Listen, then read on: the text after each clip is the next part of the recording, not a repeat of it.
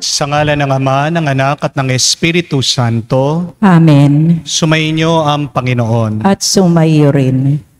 Mga kapatid, sa araw na ito ating inaalala at pinagdiriwang ang banal na kapistahan ni San Roque.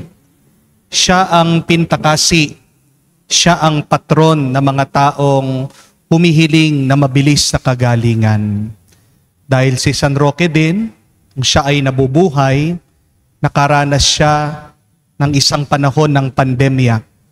At kahit na nagkaroon din siya ng sugat at sakit, hindi siya tumigil na tumulong at gumabay para lumakas ang mga taong tinamaan ng sakit nung panahon ng pandemya.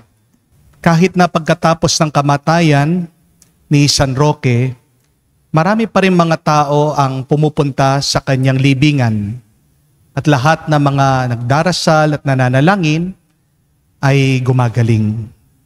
Muli tayong lumalapit sa kanya, dinadala natin, pinagdarasal ang ating mga kapatid na may sakit. Pero hilingin natin sa Diyos, hindi lang kagalingan ng kanilang mga pangangatawan, pero ang pagpapabuti din ng kanilang mga kaluluwa. Mga kapatid, alalahanin natin, pag tayo ay nagkakasakit, hindi tayo pinaparusahan ng Diyos. Hinahayaan ng Diyos na tayo ay dumaan sa paghihirap, sa sakit ng pangangatawan, para maalaala natin siya.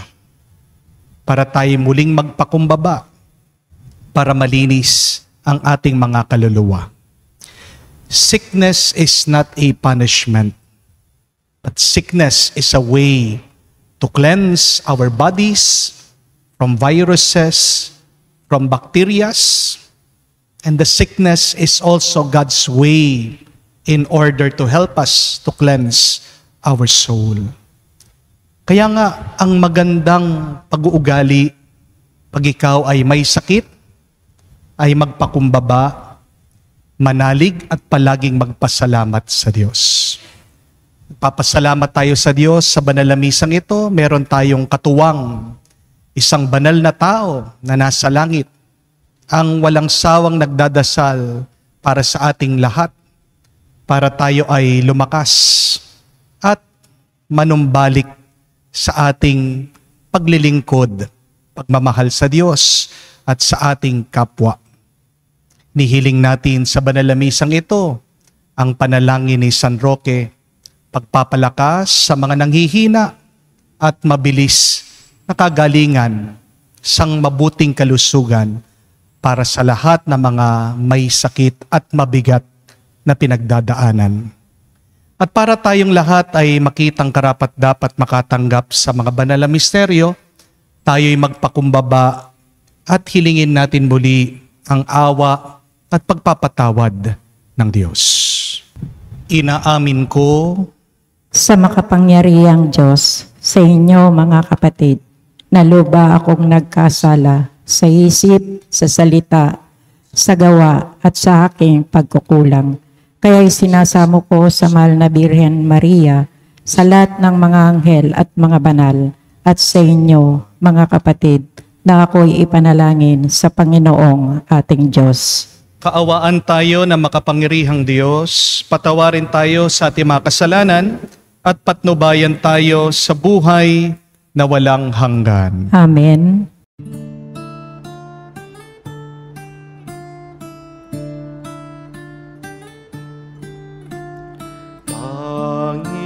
Panginoon, maawa ka. Panginoon, maawa ka.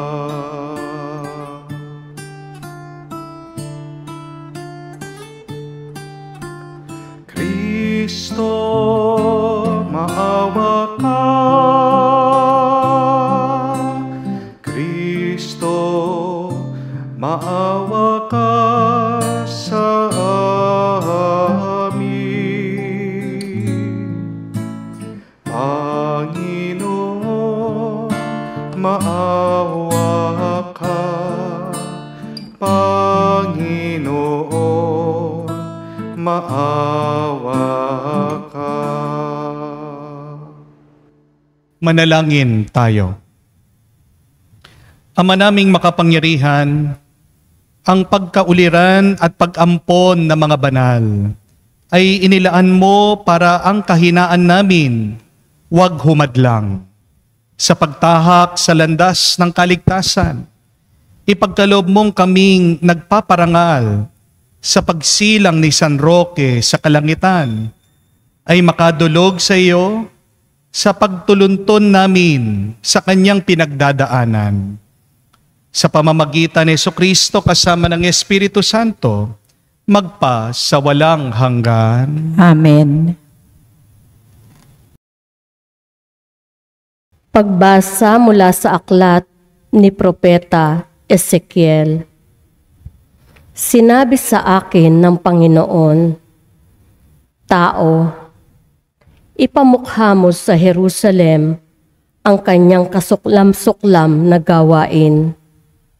Sabihin mong ipinasasabi ng Panginoon na kanyang Diyos.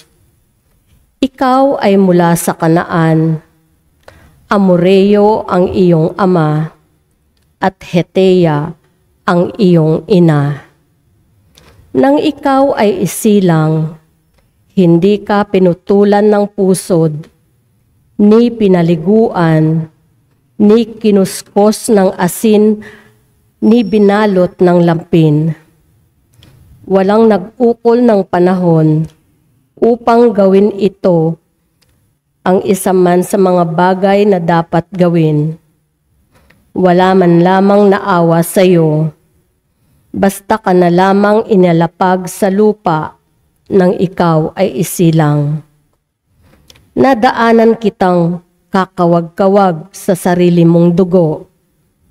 Sinabi ko sa iyo noon na mabubuhay ka at lalaking tulad ng mga halaman sa parang.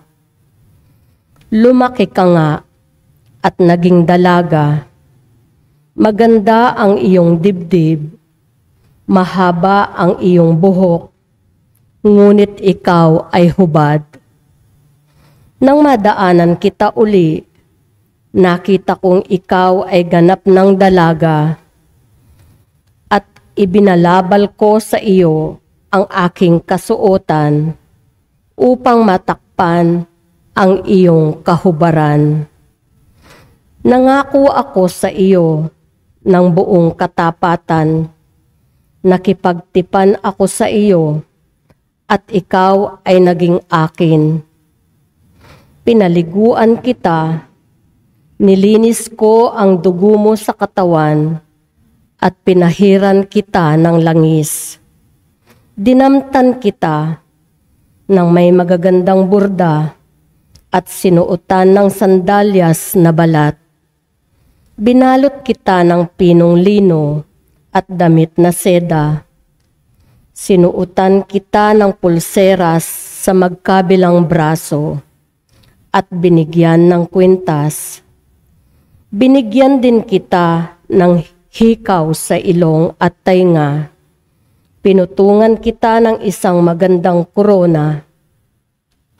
Nagayakan ka ng alahas na pilak at ginto. Ang kasuotan mo'y pinong lino, piling seda, at telang nabubordahan ng maganda. Ang pagkain mo'y yari sa pinakamainam na harina. Pulot pukyutan at langis ang iyong inumin. Lumaki kang walang kasing ganda at nalagay sa katayuan ng isang reyna. Natanyag sa lahat ng bansa ang iyong kagandahan, pagkat lalo itong pinatingkad ng mga palamuting iginayak ko sa iyo. Ngunit naging palalo ka dahil sa iyong kagandahan. Ano pat nabuyo ka sa pagiging patutot at ang sarili mo'y ipinaangkin sa lahat ng makita mo. Gayunman, hindi ko na rin kalilimutan ang ginawa kong tipan sa iyo nang ikaw ay bata pa. Ngayon ay gagawa ako ng tipan para sa atin. Hindi ito masisira kailanman. Sa sandaling ipatawad ko ang lahat mong kasalanan. Matitikom ang bibig mo dahil sa laki ng kahihiyan. Ang salita ng Diyos. Salamat sa Diyos. Galit ng Diyos ay naparam. Pinatawad niya ang tanan. Galit ng Diyos ay naparam. Pinatawad niya ang tanan. Ang Diyos ang siyang nagliligtas sa akin. Tiwalang-tiwala ako at wala muntimang pangamba, sapagkat ang puon ang lahat sa akin. Siya ang aking awit, ang aking kaligtasan. Malugod kayong sasalok ng tubig sa batis ng kaligtasan. Galit ng Diyos ay naparam. Pinatawad niya ang tanan. Magpasalamat kayo sa puon. Siya ang inyong tawagan. Ipaalam ninyo sa mga bansa ang kanyang ginawa.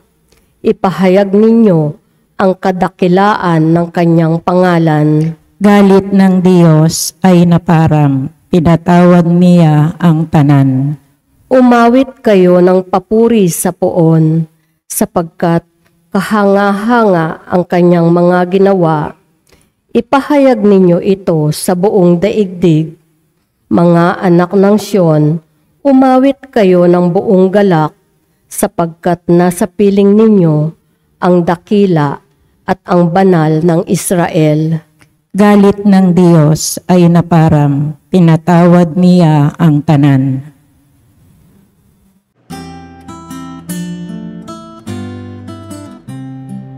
Alleluia, alleluia, alleluia, alleluia, alleluia, alleluia, alleluia, alleluia, alleluia, alleluia, alleluia, alleluia. Tanggapin niyo ang salita na di sa tao nagmula, kung di sa Diyos na dakila. Aleluya, aleluya. Sumainyo ang Panginoon. At sumayin niyo rin. Ang mabuting balita ng Panginoon ayon kay San Mateo. Papuri sa iyo, Panginoon. Nung panong yun, may mga Pariseyong lumapit kay Jesus at tinangkang siluhin siya sa pamamagitan ng tanong na ito.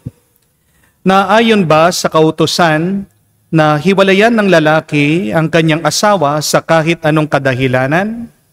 Sumagot si Jesus, hindi pa ba ninyo nababasa sa kasulatan na sa pasimulay nilalang sila ng may kapal, lalaki at babae?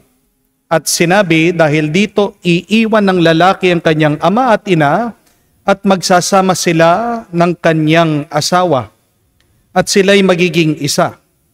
Kaya't hindi na sila dalawa kung hindi isa. Ang pinagsama ng Diyos ay huwag paghiwalayin ng tao. Tinanong siya ng mga Pariseo, bakit inutos ni Moises na bigyan ng lalaki ang kanyang asawa ng kasulatan sa paghihiwalay bago hiwalayan iyon? Sumagot si Jesus, dahil sa katigasan ng inyong mga ulo, kaya pinahintulot ni Moises na hiwalayan ninyo ang inyong asawa. Subalit, hindi gayon sa pasimula. Kaya sinasabi ko sa inyo, sino mang lalaking humiwalay sa kanyang asawa sa anumang dahilan, liban sa pakikiyapid at mag-asawa sa iba, ay nangangalunya. At ang mag-asawa sa babaeng hiniwalayan ay nangangalunya rin. Sinabi ng mga alagad, kung gayon po ang kalagayan ng lalaki sa kanyang asawa, mabuti pang wag nang mag-asawa.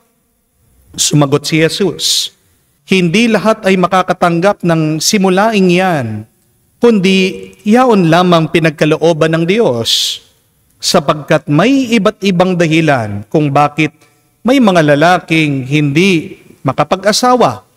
Ang ilan dahil sa kanilang katutubong kalagayan, ang iba dahil sa kagagawan ng ibang tao ay nagkagayon sila.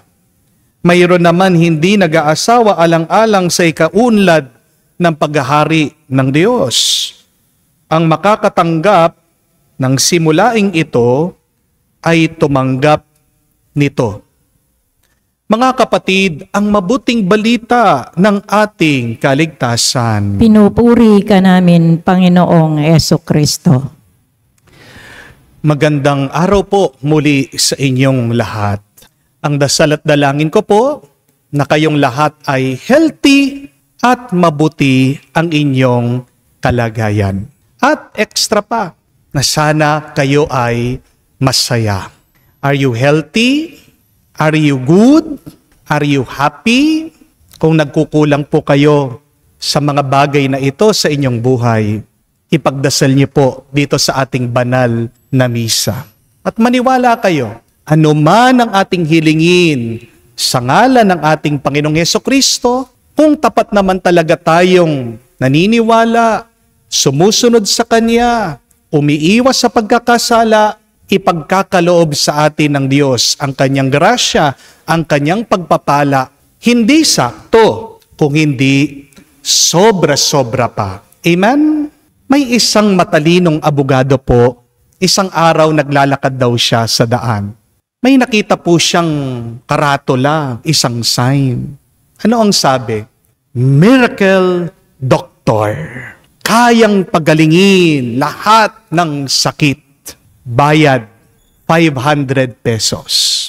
Pero, ang nakakuha po sa atensyon nitong matalinong abogado, yung sabi ng karatula, pag hindi gumaling ang tao, yung doktor ang magbabayad sa kanya.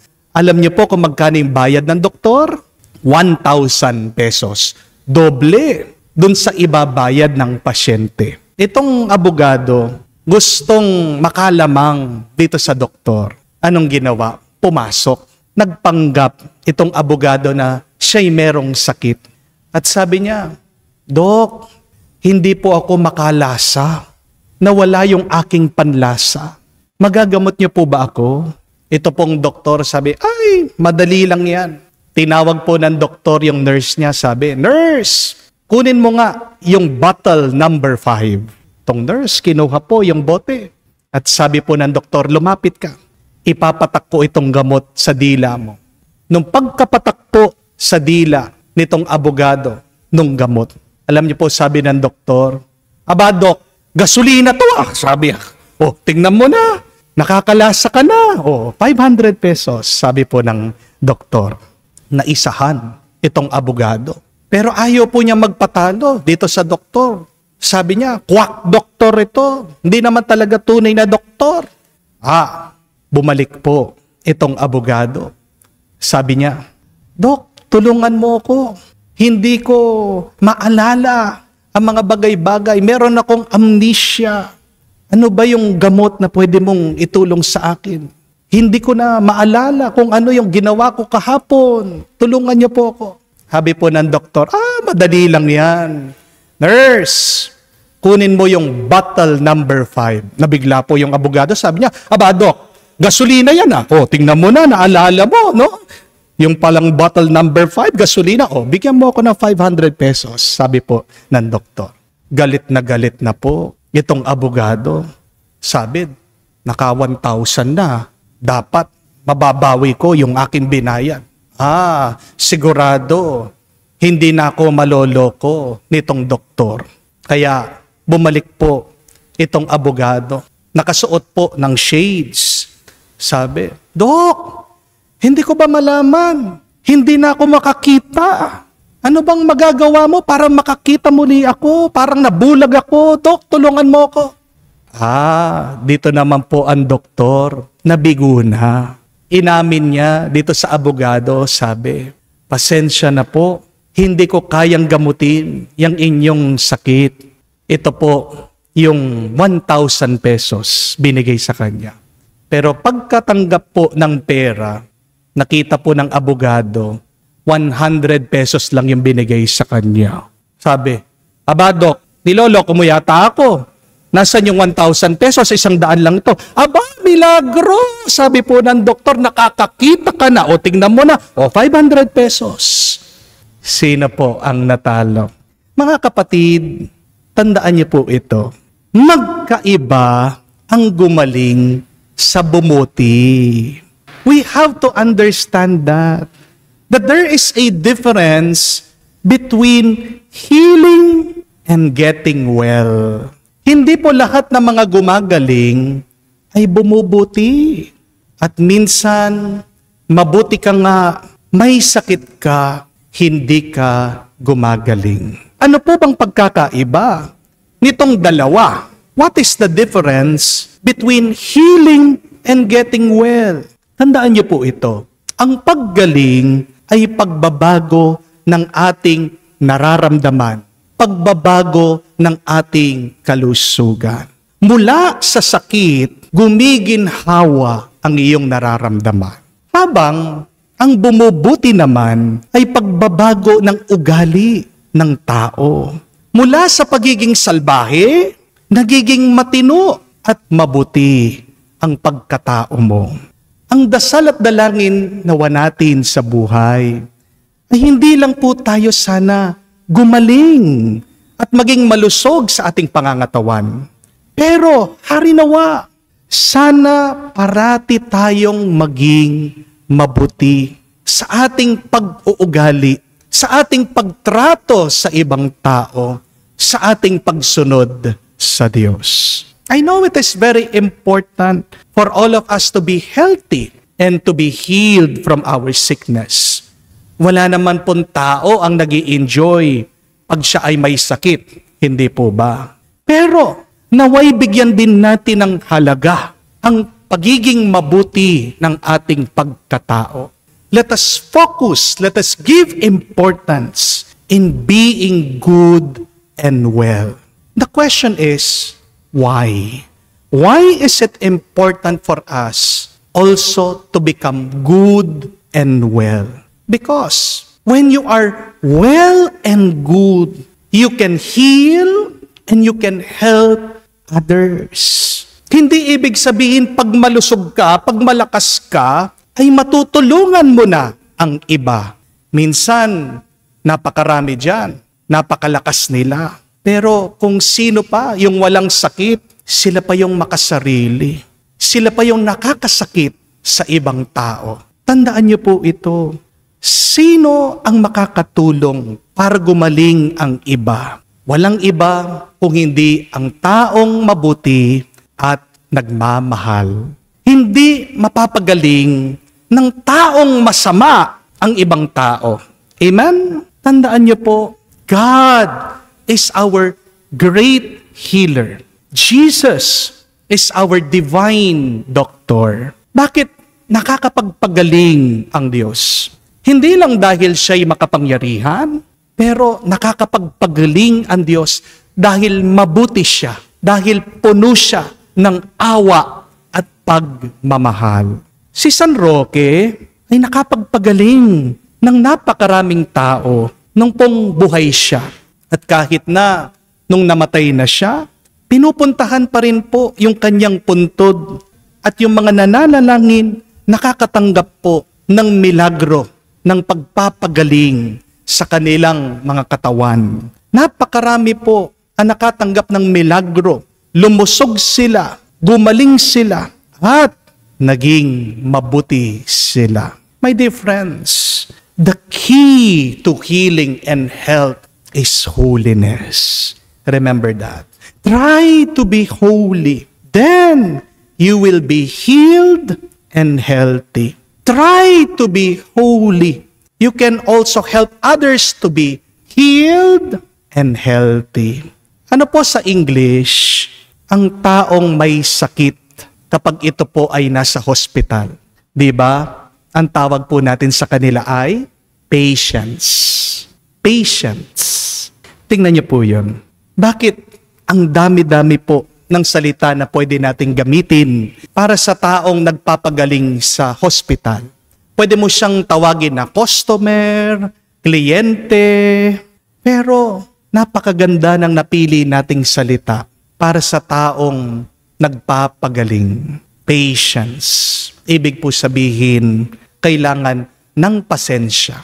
Kailangan ng pagtsatsaga. At ito po ang paanyaya sa atin, na kung gusto mong gumaling ang isang tao sa kanyang sakit, kailangan marunong ka ding magpasensya sa kanya. Marunong kang maghintay. Huwag mo siyang pwepwersahin. Patience is needed to heal the patient. Amen? My dear friends, if you want to heal the sick person, then you should practice patience. Pray for that sick person. Tandaan nyo din po, mga kapatid, ang taong nabubuhay sa pagkakasala, may sakit din yan sa kanyang kaluluwa. Terminal po ang taong nagkakasala. Dahil ayon po sa Biblia, turo ni San Pablo, that the wages of sin is death. Pag ikaw ay nagkakasala, paunti-unti ang iyong kaluluwa ay namamatay. Kaya nga, kung gusto mong gumaling ang taong makasalanan, kung gusto mong maging mabuti siya, anong kailangan mong gawin? Also, be patient with them. And what does being patient really mean? Anong ibig sabihin ng pagiging mapagpasensya, pagtsatsaga? Patience is really a characteristic of love.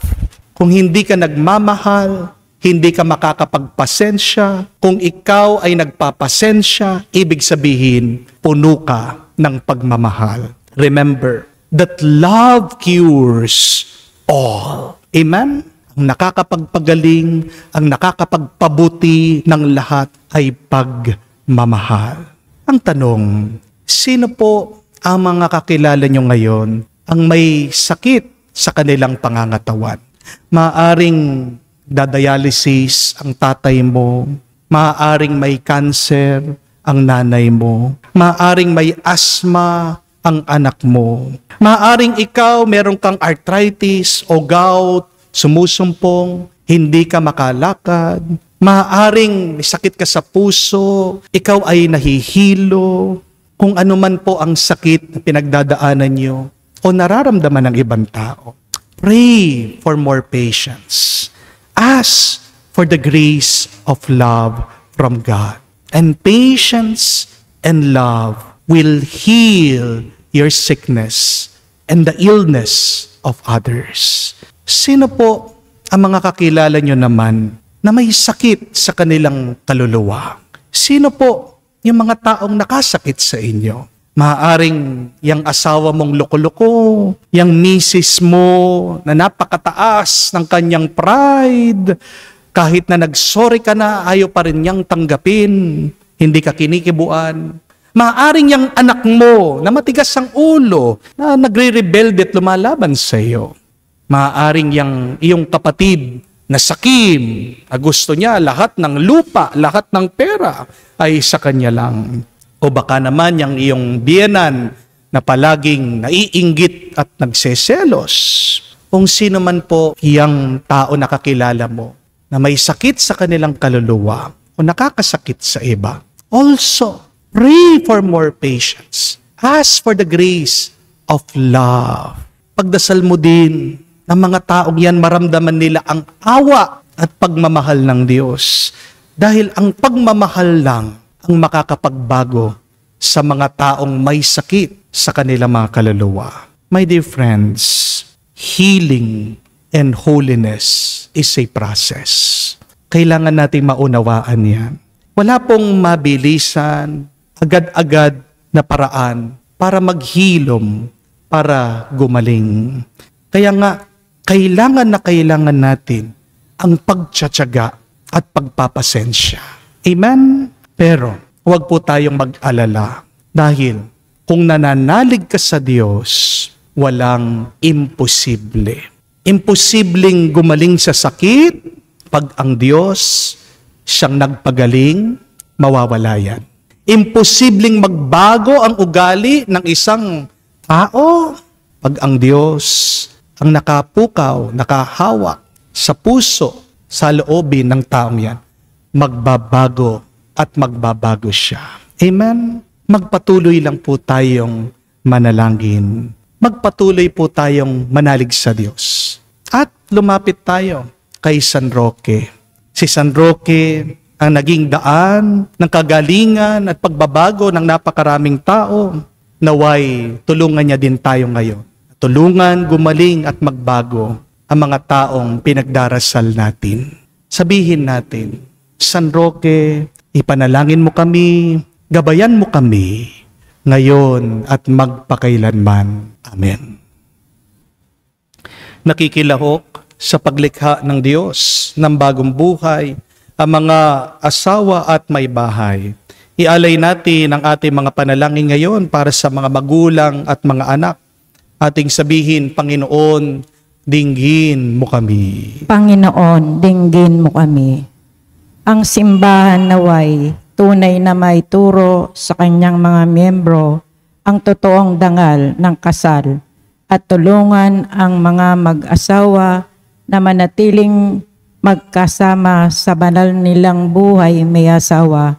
Manalangin tayo sa Panginoon. Panginoon, dinggin mo kami. Ang mga pinuno ng gobyerno at mga mambabatas naway magpatupad ng mga batas at tuntunin na nagtatatag ng tahanan at hindi sumisira nito. Manalangin tayo sa Panginoon. Panginoon, dinggin mo kami. Ang mga dumaranas na mga pagsubok sa kanilang buhay, may asawa, naway makatanggap ng biyaya na makapagsumikap isabuhay ang kanilang mga pangako. Manalangin tayo sa Panginoon. Panginoon, dinggin mo kami. Ngayon po, ipagdasal din natin ang mabilis sa kagalingan ng ating mga kapatid na may sakit at sabihin din natin sa Diyos ang ating mga personal na pangangailangan.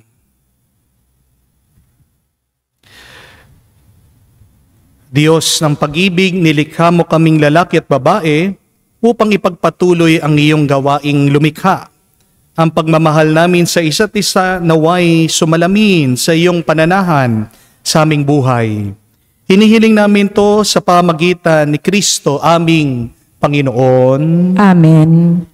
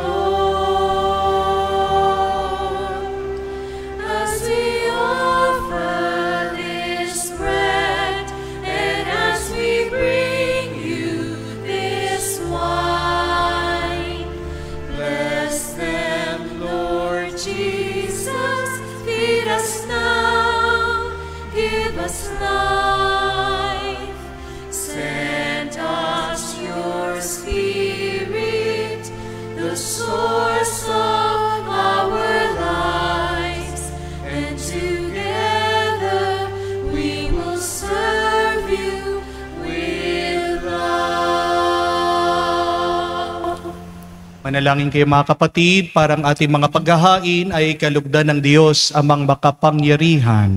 Tanggapin nawa ng Panginoon itong paghahain sa iyong mga kamay sa kapurihan niya at karangalan, sa ating kapakinabangan at sa buong sambayanan niyang banal. Ama naming lumikha, pakundangan sa paghahaing inihanda. Ngayon ni San Roque ay ginugunita.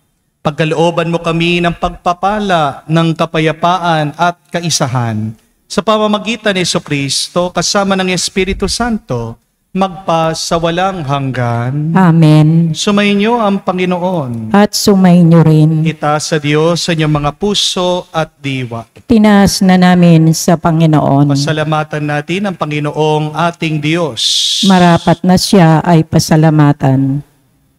Ama naming makapangyarihan, tunay nga marapat, ikaw ang aming pasalamatan. Ikaw ang nagniningning sa piling ng mga banal na kinararangal mo sa kanilang kabutihan.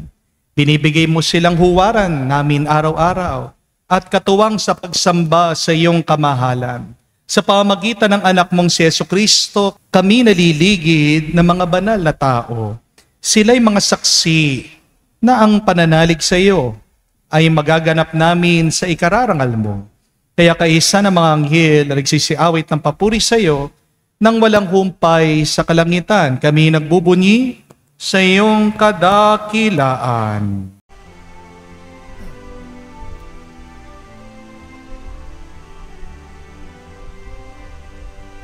Santo, Santo, Santo, Panginoong Diyos ng mga hukbo, napupuno ang langit at lupa ng kadakilaan mo. Hosana, Hosana, sa kaitaasan, pinagpala ang naparirito sa ngalan ng Panginoon. Hosana, Hosana, sa kaitaasan. Hosana, Hosana, sa kaitaasan.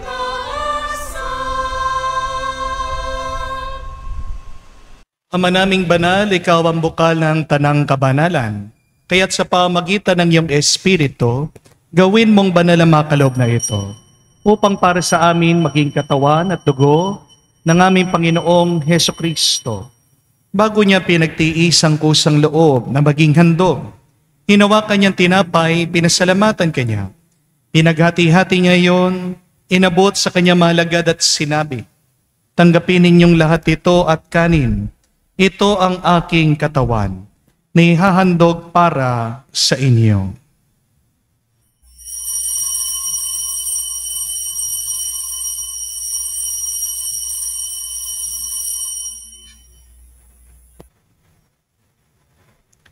Gayon din naman na matapos ang hapunan, hinawakan niyang kalis, muli kanyang pinasalamatan. Inabot niya ang kalis sa kanyang malagad at sinabi, "Tanggapin ninyong lahat ito at inumin. Ito ang kalis ng aking dugo, ng bago at walang hanggan tipan. Ang aking dugo na ibubuhos para sa inyo at para sa lahat. Ipagpapatawad ng mga kasalanan. Gawin ninyo ito sa pag-aalaala sa akin."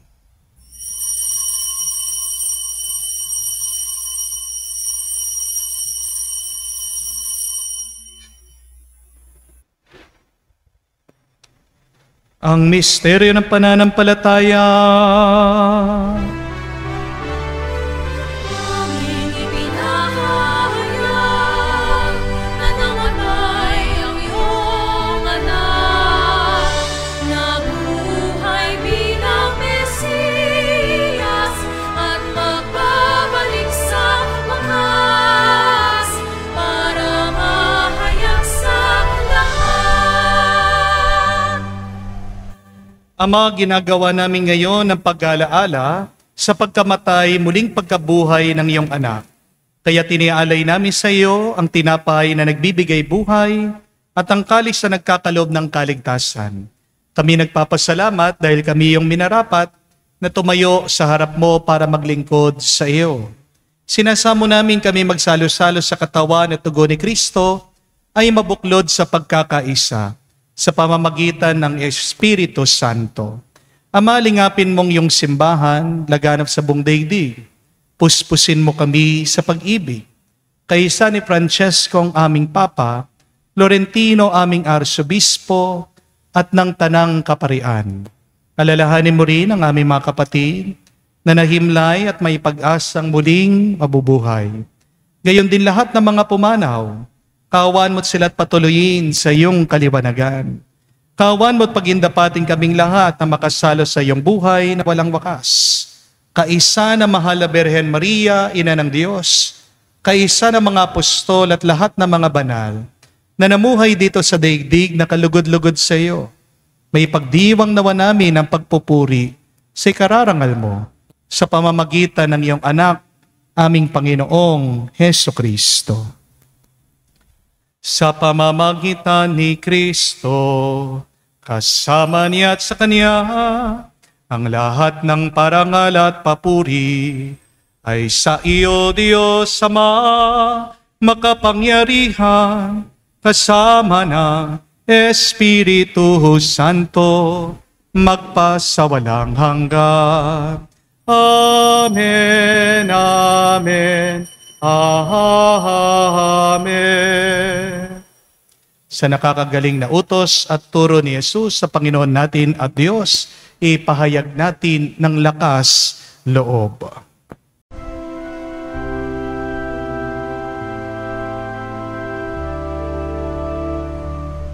Ama namin, sumasalangit ka, sambahin ang ngalan mo, mapasa amin ang kaharian mo, sundin ang loob mo dito sa lupa, para nang sa langit. Bigyan mo kami ngayon ng aming kakanin sa araw-araw, at patawarin mo kami sa aming mga sala, para ng pagpapatawad namin sa nagkakasala sa amin. At huwag mo kaming ipahintulot sa tukso, at iadya mo kami sa lahat ng masama. Hinihiling namin kami adya sa lahat na masama, pagkalooban ng kapayapaan araw-araw, iligtas sa kasalanan, ilayo sa lahat ng kapahamakan, samantalang aming pinanabikan ang dakilang araw ng pagpapahayag ng tagapagligtas naming si Heso Kristo. Sapagkat iyo ang kaharian at ang kapangyarihan at ang kapurihan magpakailanman. Amen. Panginoong Yesu Kristo, sinabi mo sa iyong mga apostol, kapayapaan ang iniiwan ko sa inyo, ang aking kapayapaan binibigay ko sa inyo. Tunghayan mo ang aming pananampalataya at huwag ang aming pagkakasala. Pagkalooban mo kami ng kapayapaan at pagkakaisa ayon sa iyong kalooban. Kasama ng Espiritu Santo magpa sa walang hanggan. Amen. Kapayapaan ng Panginoon ay laging sumainyo. At sumainyo rin. Magbigayan po tayo ng kapayapaan sa bawat isa. Peace with you po. Kapayapaan po sa inyong lahat. Kordero ng Diyos na nag-aalis ng mga kasalanan ng sanlibutan, maawa ka sa amin.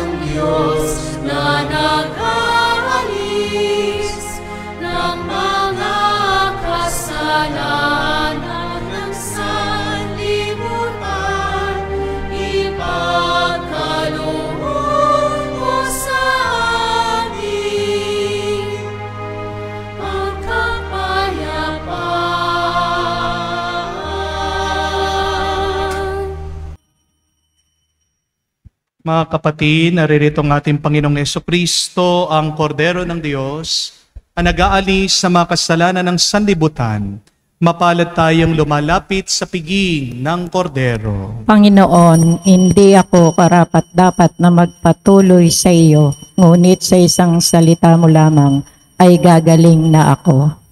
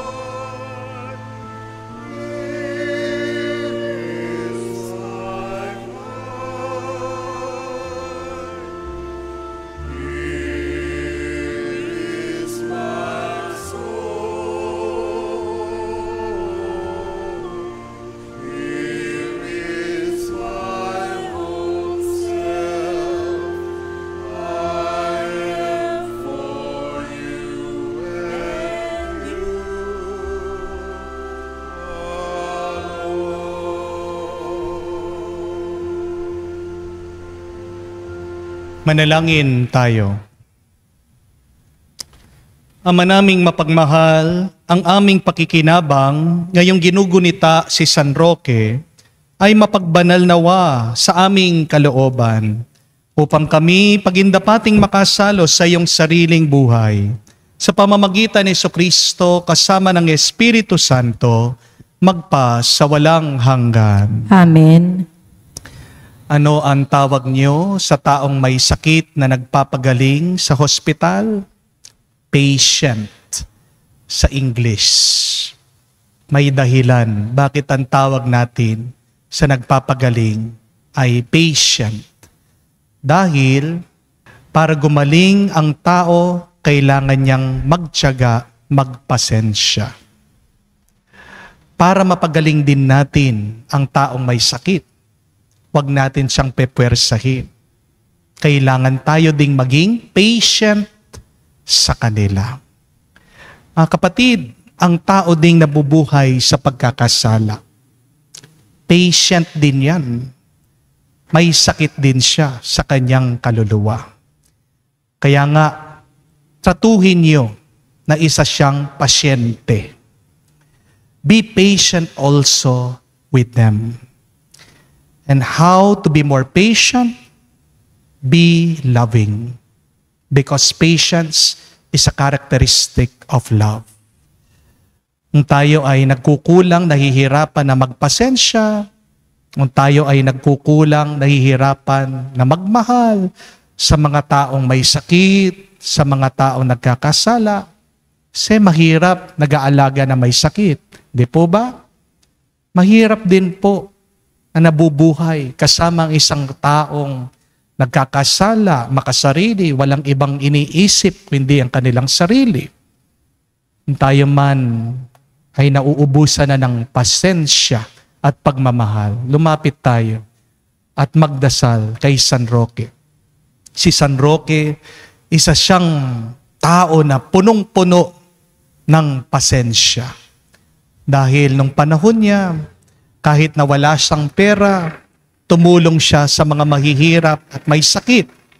Nahuli siya, inakala na isa siyang espiya, tinapon siya, sa kulungan. Hindi siya nagsalita, nagtiyaga siya, nagtiis siya, hanggang namatay siya sa kulungan. Hindi ba isa siyang taong puno ng pasensya? Pero dahil naman sa kanyang pagpapasensya at pagtitiyaga, napakarami niyang nabasbasan, napakarami niyang natulungan na gumaling at bumuti. Kaya nga para sa ating assignment ngayon, tayo po ay magdasal for more patience. And let us ask the intercession of Saint Roque. Sumainyo ang Panginoon. At sumainyo rin. Kayo ay basbasan ng Diyos makapangyarihan sa lahat, sa ngalan ng Ama, ng Anak, ng Espiritu Santo. Amen. Ang ating misa ay natapos na. Humayo kayo sa kapayapaan ni Kristo. Salamat sa Diyos.